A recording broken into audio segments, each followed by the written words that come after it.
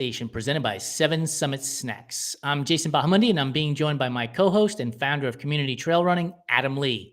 Today, we're going to make you laugh while making hard decisions on which food to eat, which to toss, and which to carry. How you doing, buddy? I'm great, Jason. Happy Friday. How are you? I am fantastic. We made it, as most people will say. We made it to Friday, so I'm excited to be here. I'm thrilled. Today, we have another guest for our show, Val Porter, who will be joining us. She's in the Pittsburgh area. So as you can imagine, I've been spending the last 2 weeks researching Pittsburgh foods to come up with some ideas on what to present to her. Deep in the library archives. Yeah, moving things around. I spelled Pittsburgh wrong the first time, so it took me to a whole different area before I knew it. It's over 6 letters. Like on this show, that's getting up there. So we're in big trouble. By the way, so I live in Thousand Oaks, and one of the funniest things is when you have the map directions on and it reads to you, and the road that we live on is Thousand Oaks Boulevard. So Siri reads it to you. She goes, "Make a left turn on 1000 Oaks Boulevard." Every time she says it, I don't know why, but I end up in tears practically from laughing. It's so stupid. It's right up your alley, I guess. Of course. So let's bring Val on. Let's see what she decides to do. I'm going to give her the scenario in which the aid station is happening. And oh, by the way, she's going to be crewing at a 100 miler tomorrow. So who knows? Maybe this is some good training practice for her decision making tomorrow. Right, her mind is going to be right in the game. This is perfect. It's perfect. Hey, Val, how are you? I'm good. How are you guys? Fantastic. Yes, so thanks for coming on, Val. Thanks for joining the absurdity. Adam normally has a funny hat on. Today, you're joining us with some funny headwear.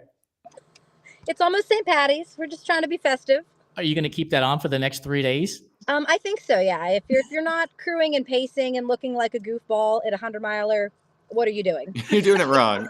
Yeah. Speaking of which, I know, Adam, it wasn't 100 miles, but you just got back from Moab Run the Rocks. Congratulations on that feat, that accomplishment. Thank you. It was super fun to run in the desert and get out of the snow for a little bit. Any chance any of the foods we have discussed on any of our previous Food Fight Fridays an option at any of the aid stations? I don't think there's a very good chance. We've talked about so much, though, that maybe there was something because they had a lot. No bowls of sauerkraut and baked beans laying around? Just dill pickle juice is about the closest. That's right. That's right. What are you guys bringing tomorrow, Val? What's your runner's food of choice? We're really big on Rice Krispie treats. That's kind of like it's become the home style. The home style has the extra marshmallows. You can't beat it. It's really good, especially now that it's getting warmer. We're in the Pittsburgh area, so it can be pretty chilly in the winter. And a hard Rice Krispie treat, when you bite into that, like if it's frozen out, not so good. So they should be nice and mushy tomorrow. I think we're in like the mid 60s, lower 60s for the day. For race day, it's been pretty dry. We might get a little rain. It's going to be perfect. So yeah, some Rice Krispie treats, some ramen noodles, some cereal in plastic baggies, and lots of candy. Sounds like your runner is in good hands. I don't know if I can say the same about you, but Jason's got some choices for you. Yeah, I have some choices. Oh boy. So the scenario we're going to set up is just going to 60-degree weather in the, a Pittsburgh wooded area. You're at mile 80 of this 100-mile race, and you pull up to the aid station, and your choices of which food to eat, which to toss, and which to carry are a Primanti sandwich, Primanti Brothers sandwich, meats, cheese, coleslaw, and fries. Pierogies, these are filled with potato and cheese, or gobs. And from my research, it seems that they are 2 chocolate cakes with icing in between them, and they seem to be like the size of a cookie. So you could just pop them in like aspirin from what I'm gathering. Yes. So out of those 3 choices, which are you eating, which are you tossing, and which are you carrying? You got spoiled, Val. Wow. And what's really funny, like I am the pickiest eater. If you ask anybody, I live in Pittsburgh, but I wasn't born here and I wasn't raised here. So what's really funny is all this Pittsburghese stuff, and I don't like 90% of it, but this stuff I do. However, I will say this. I'm going to toss the Primanti sandwich because I don't like coleslaw. If I can hold the coleslaw, I'm going to smash the Primanti sandwich all day long because Adam will not allow you to remove the coleslaw. Okay, then yeah, it's got to go because the coleslaw is a no-go. That creamy lettucey. No, no, no. It's gross. I'm sorry. I would rather like go pull all of my teeth than have to eat coleslaw. So I'm gonna keep my teeth and I'm gonna toss the permane sandwich. Most people would probably be upset with me, but also like, who wants creamy coleslaw at mile 80? Like, I don't think that's gonna sit real well either way. Especially if it's 60, like that could be gurgling.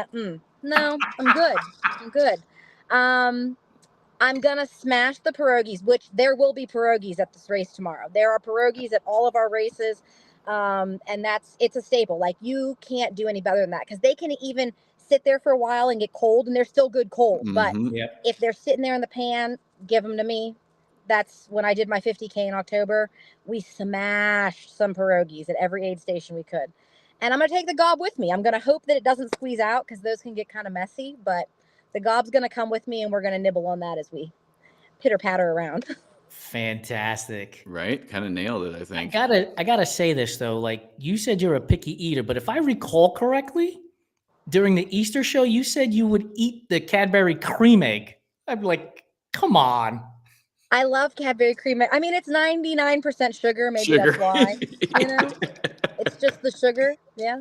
I actually ate one after my long run the other day. I was like, ooh, I could really, I need some sugar to like pep me back up. And I had a Cadbury cream egg. The whole vision of that thing just skeeves me out, man. I can't get past the idea of that thing looking like an egg. I'm sorry.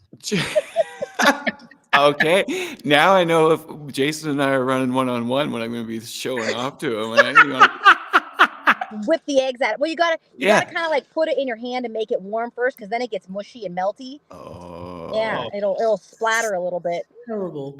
I feel like those eggs, I can feel the sugar in my eyes when I eat them. It's like my eyes get itchy. Like, oh my God. It's so good, but it's so sugary. It's diabetes in a little aluminum wrapper. They're coming out. They'll be out here in the grocery stores real soon if they're not out there already, I'm guessing. We've had them for like 2 months. So my husband, every time he comes home from the store, brings me a 5-pack. All right, It's Staples. Adam. dessert night. You know, House. we're both endurance athletes. We need to make sure we're getting enough carbs in. So we try to eat something desserty, before bed. And I have a Cadbury cream egg before bed too. Why not just get Fun Dip? That's also 90% sugar, and it's a lot nicer looking. Yeah, but a Cadbury cream egg is like 2 bites and you're done. I don't need any silverware. I don't need any utensils. I don't need any dippers. I can just plop it in my mouth. That's what she said. Val's efficient.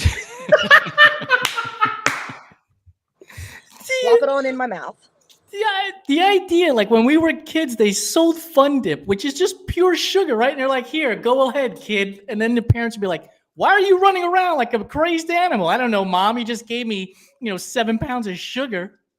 I mean, I don't know about you guys, but I also sometimes you could technically like get rid of the utensil and just dump it in your mouth. We used to do that when we were younger too. Or we would 100%. snort lines of it. We would pretend. Why? Who does that? Like I'm a drug addict, when I'm 10 years old, snorting lines of Fun Dip. Sure. You and Al Pacino and Scarface, you got it all over Yeah. your face. Have you ever done Fun Dip if you haven't taken it in your eye? Like, Is it really fun if it's not fun? All right, Adam, you got to make choices. Primanti Brothers sandwich, pierogies, and gobs. so, provided that I'm in good enough shape there, I love coleslaw and I love rolling the dice, Val. So I'm slamming that sandwich right away. I'm taking the pierogies with me because if I can keep eating and it's 80 miles in, then the better off I am. And I'll pitch the sweets just because usually by that point I'm kind of done with sugar. But that would be how I would line it up. And you, Jay? You were so close to getting it right. I am No. I always get it right, but go ahead. I am absolutely housing that sandwich. I love coleslaw, and it has French fries to it. Come on now. That's like calories are just going to get me the next 20 miles. I am getting rid of the pierogies because there's cheese in them, and that could be a real big problem in those last 20 miles.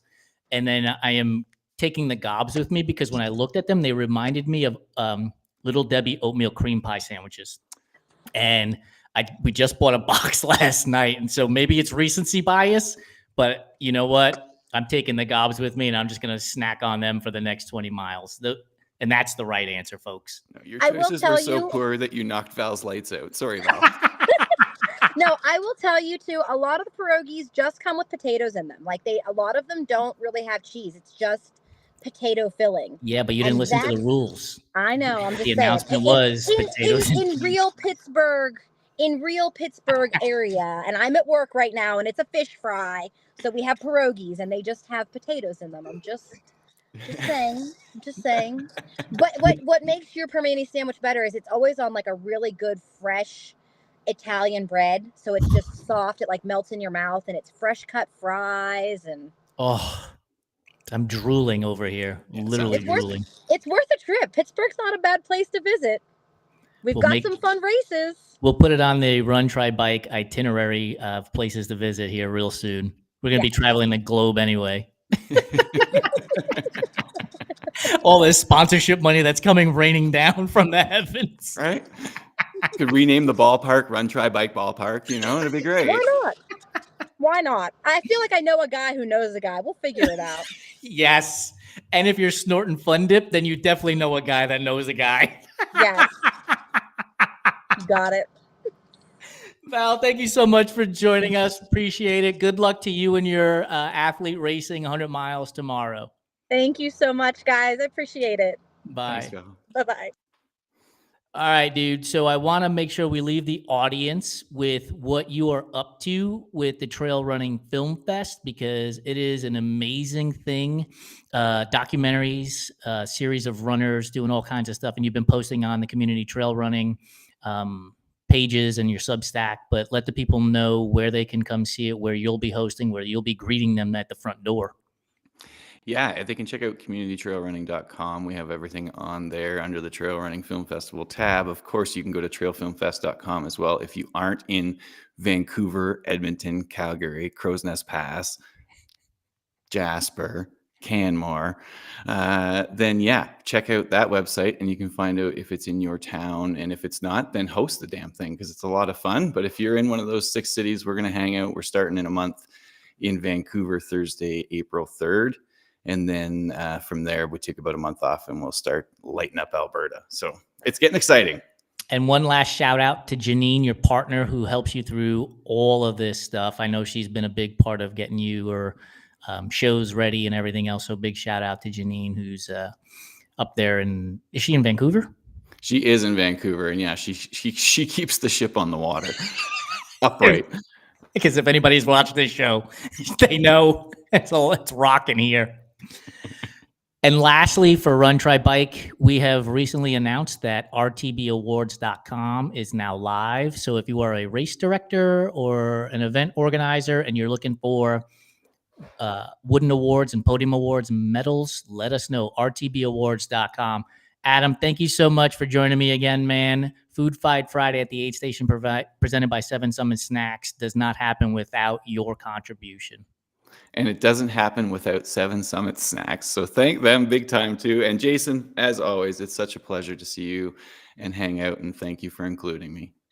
You got it. Have a good one, folks.